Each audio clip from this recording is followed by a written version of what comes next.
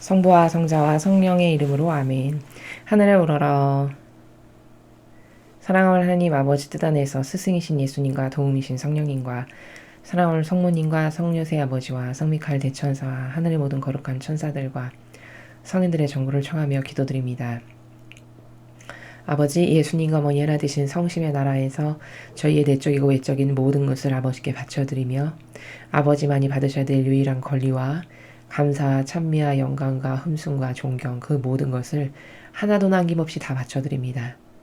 또한 아버지께서 사랑하시는 구원하고자 하시는 전 인류의 모든 영혼들, 특별히 대한민국과 북한에 살아가는 가련하고 불쌍한 모든 영혼들을 예수님과 어머니 하나 되신 성심을 통해서 아버지 뜻에 봉헌드리오니 아버지 그들의 사고방식과 마음과 생각 안에 살아가는 진리에 반하는 모든 악을 주님의 거룩하신 이 빛으로 매일 없애주시고 그 자리에 새로운 주님의 신적 질서와 진리 그리고 거룩한 사랑 그 모든 것으로 차고 넘치도록 가득히 채워주시옵기를 갈망으로 초원드립니다.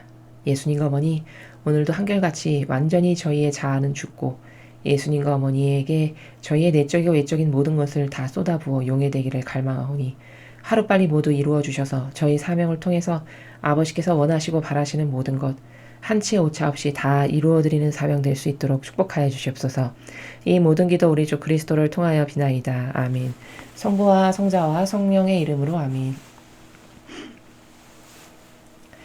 안녕하십니까? 하늘의 뜻 선교의 윤피아 수녀입니다. 오늘도 아버지께서 인류에게 주신 말씀, 이 마지막 시대가 거듭하면 거듭할수록 오늘은 어떤 말씀을 주셨을까가 더 궁금해지고 더 갈망이 커지는 것을 느끼고 있습니다. 여러분들께서도 아버지께서 이 말씀 끊어지지 않고 계속 항구하게 인류에게 주실 수 있도록 늘 마음 안에 갈망과 감사와 기쁨으로써 화답을 잘 들으시는 그런 자녀들 되셨으면 좋겠습니다. 자, 오늘 주신 말씀 함께 보시도록 하겠습니다. 2020년 5월 26일 대중을 위한 메시지. 저 모리는 또다시 하느님 아버지의 성심이라고 알게 된 큰 불꽃을 봅니다. 하느님 아버지께서 말씀하십니다. 영혼이 영원한 평화에 도달하기 위해서는 반드시 먼저 진리의 바늘구멍을 통과해야 한다. 이 영적 바늘구멍은 바로 영혼의 양심이며 영원한 기쁨을 얻을 수 있는 자격에 도달하기 위해서는 죄와 오류를 깨달아야만 한다. 이것이 바로 하나된 성심의 첫째 신방이다. 다른 믿음마다 각기 다른 규칙이 있는 것이 아니다. 모든 이가 똑같은 진리의 기준에 따라 판단된다. 이 진리를 아는 것과 이 진리에 따라 사는 것은 다르다. 이 모든 것을 안다는 것은 곧 나의 계명에 따라 살아가야 하는 책임이 따른다는 것이다. 주님의 말씀입니다. 하나님 감사합니다. 오늘 아버지께서 주신 말씀의 핵심은 이 진리의 바늘구멍이라는 단어가 있는데요. 자, 무슨 나라인지 저 말씀이 그걸 한번 생각해 보도록 하겠습니다. 영혼이 영원한 평화에 도달하기 위해서는 영원한 평화에 도달한다는 게 뭘까? 영원성에 관련된 건 이 지상의 것은 없죠. 저것은 천상의 나라에 우리가 갔을 때 거기서 영원히 변치 않을 수 있게끔 누리는 그 모든 것, 그러니까 영원성이라는 나라에서만 누릴 수 있는 게 영원한 평화죠.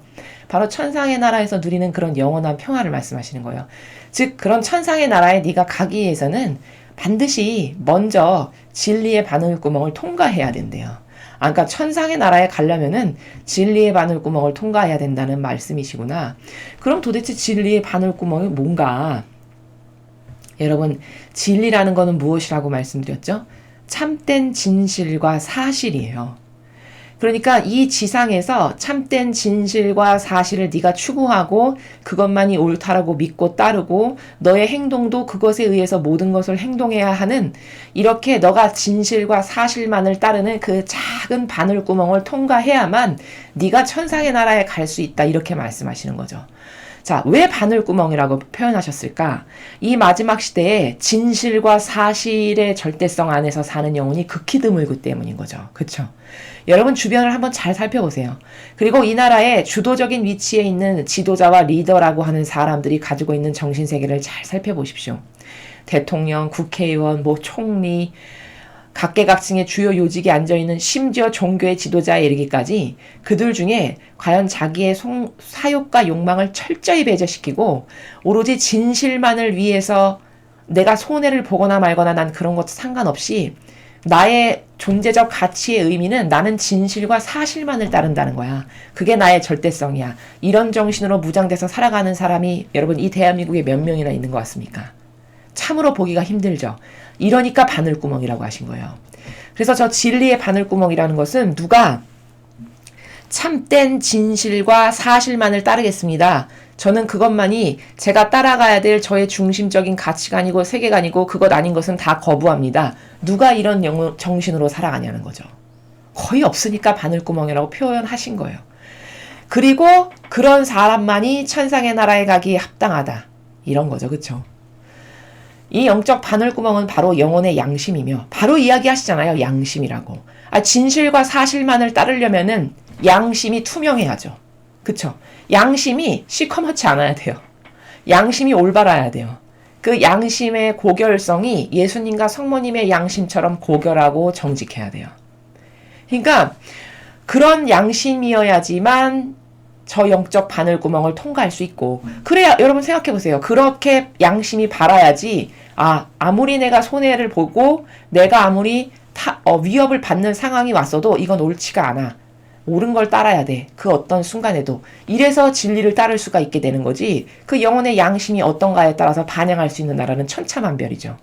여러분 이렇습니다. 천상에 가는 거 너무 어려워요. 천국에 뭐 아무나 가나요? 이런 이야기를 흔히 하는데 천국에 가는 것은 사실 잘 알고 보면 본질의 세계를 잘 알고 보면 그렇게 어려운 게 아니에요. 왜냐? 여기 지금 영적 바늘구멍을 통과하면 갈 수 있다 하셨잖아요. 그럼 생각해 보세요. 정직하기만 하면 갈 수 있다는 얘기잖아요. 자기 양심이 정직해서 예수님과 어머니처럼 정직하다면 갈 수 있다는 거예요. 그쵸? 그러니까 정직하고 솔직담백하고 순수하기만 해도 하늘나라에 갈 수 있다는 겁니다. 그것을 막 엄청 대단한 성인 성녀만이 하늘나라에 갈 수 있도록 가르치는 것은 또 다른 오해를 사람들의 사고방식 안에 심어주는 거예요. 그러니까 정직하기만 하고 자기 자신에게 양심이 철두철미해서 그리고 순수하면 그럼 이 영적 바늘구멍을 통과할 수 있잖아요. 왜? 정직하니까 진실이 아닌 것엔 타협을 안 하겠죠. 순수하니까 겉과 속이 항상 같도록 행동할 거 아니에요. 그러니까 이 영적 바늘구멍을 통과할 수 있죠. 통과할 수 있죠. 정직하고 순수하기만 해도. 그래서 양심과 직결된다는 거고 영원한 기쁨을 얻을 수 있는 자격에 도달하기 위해서는 죄와 오류를 깨달아야만 한다. 즉 영원한 기쁨, 즉 천상의 나라에 네가 가서 영원히 변치 않을 기쁨을 누리려면은 그런 자격을 네가 받으려면 죄와 오류를 깨달아야만 돼. 근데 여러분 죄와 오류를 깨달으려면 어떤 상태여야지 깨달을 수 있나요? 양심이 바라야 되고 진리를 알아서 어떤 게 선이고 악인지 분별할 수 있어야 되죠. 그렇죠? 그러니까 이 양심이 바르다는 것, 진실과 사실만을 따르려는 의지로 투철하다는 것은 굉장히 중요한 거죠. 오류를 깨달으려면 진실과 사실만을 따라야 되겠다라는 그 정신이 나의 주도적인 정신이 돼야 돼요. 그리고 그런 정직성이 내재적으로 아예 내재화돼야 됩니다. 이러면 어떤 게 죄고 어떤 게 옳은지를 깨달을 수 있어요. 깨달을 수 있게끔 그리고 예수님이 항상 도와주시죠. 왜? 의지가 올바르니까. 의지가 항상 주님 저는 진리만을 따르려고 해요. 제가 잘 깨닫지 못하는 것 있으면 가르쳐 주세요. 깨달을 수 있고 올바르게 반영할 수 있게 해주시고 정직할 수 있는 은총을 주세요. 누군가 이렇게 올바른 갈망을 한다면 얼마나 하느님 아버지께서 그리고 예수님께서 그걸 채워주길 원하시겠어요. 그렇게 반영이 바른데. 그럼 예수님이 도와주시죠. 어떤 게 죄고 옳은지를 발견할 수 있게 하시죠. 왜? 진실과 사실을 볼 수 있게끔 하시니까. 이것이 바로 하나된 성심의 첫째 신방이다. 자, 여기 하나된 성심의 첫째 신방이라는 이야기는 무슨 말이냐면 이 마라나타 성지에서는 그 신방으로 표현을 해요. 첫째 신방, 둘째 신방, 셋째 신방, 넷째 신방. 신방이 거듭할수록 더 고결한 정신세계로 가는 단계성을 이야기하는 거예요. 더 하느님과 하나 되고 일치되기 위해서는 넘어가야 되는 1단계, 2단계, 3단계, 4단계 이렇게 있는데 그 첫 번째 1단계의 첫 번째 신방이 뭐라고 표현한 거냐? 정직한 것, 양심이 바른 것. 이것이 첫 번째 신방이라는 거예요. 양심이 바르고 정직하면 하늘나라에 가기 위한 1단계 문을 통과할 수 있는 거죠. 자, 다른 믿음마다 각기 다른 규칙이 있는 것이 아니다. 모든 이가 똑같은 진리의 기준에 따라 판단된다. 교황이라고 해서 그래? 너 한평생 교황으로 살았으니까 뭐 대충 보고 통과 이런 건 없다는 거예요. 천상의 나라는. 아 그래? 네가 추기경이었어? 아 주교였어? 네가 사제였단 말이지? 그래. 좀 봐주는 게 있어야지. 이런 건 없어요. 천상의 나라는. 지상에는 온갖 오류와 비리로 가득하니까 그런 게 통할 수 있을지 모르지만 이 지상에는 자격이 안 돼도 뭘 주는 이런 비합리적인 나라잖아요. 그렇죠? 자격이 안 돼도 뭘 허락해서 내 것이면 팔이 안으로 굽는다는 그 속담이 왜 있는 걸까요? 내 것이면 자격이 안 돼도 팔이 안으로 굽는다는 거잖아요. 이렇게 고무줄 잣대인 거예요. 이 지상의 마귀의 법은. 그치만 천상의 나라는 절대 그런 게 있을 수가 없죠. 왜냐면 거긴 퍼펙트한 세계고 오류가 없고 완벽 자체이기 때문에 그런 어떤 운이랄까? 그런 것에 어떤 무엇을 기대해서 할 수 있는 그런 나라가 아니에요. 행한 것 그대로 받는다라고 바오로 사도가 이야기하죠. 행한 것 그대로 받으리라. 행한 대로 받으리라. 그게 뭘까? 맺은 열매에 따라서 누구든지 동일한 기준에 의해서 무슨 열매를 맺었는가에 따라서 판단된다는 거예요. 정말 정직한 세계죠. 천상의 나라야말로. 이 진리를 아는 것과 이 진리에 따라 사는 것은 다르다. 자, 여러분. 많이 안다고 해서 그게 곧 천상의 나라와 직결되는 건 아닙니다. 오히려 조금 알아도 진리를 잘 몰라도 어떤 사람이 굉장히 양심이 바르고 올바르려고 하고 항상 아버지를 닮아서 남에게 사랑을 베풀려고 하고 이렇게 울고준 정신을 가지고 있는 게 있다. 그래서 그런 사랑으로 그런 정직으로 맺은 열매가 있다. 그럼 차라리 지식, 진리 많이 알지만 하나도 행한 것 없는 사람보다 이 사람이 하늘나라에 가기에 더 합당해요. 그렇죠. 왜냐? 그 사람은 자신이 알고 있는 것을 뛰어넘어 행동으로 실천해서 열매를 맺었기 때문인 거죠. 여기서 분명히 밝히시는 거예요. 아는 것하고 그걸 따라서 사는 것, 행해서 열매를 맺는 건 완전히 다른 거라는 거죠. 여러분, 말로는 누가 못합니까? 그쵸? 무엇을 알아서 이야기하는 것은 누구나 다 할 수 있는 거죠. 그치만 내가 그런 희생과 고통으로 사는 것은 누구나 다 할 수 있는 건 아니에요. 어떤 절대성과 어떤 정신세계와 그리고 어떤 의미에다 가치를 두느냐에 따라서 천차만별로 맺어지는 열매가 그래서 다른 겁니다. 자, 요 문장이 나왔으니까 첨언해서 말씀을 드리면 그래서 예수님은 많이 준 자에게는 많이 요구한다 하셨어요.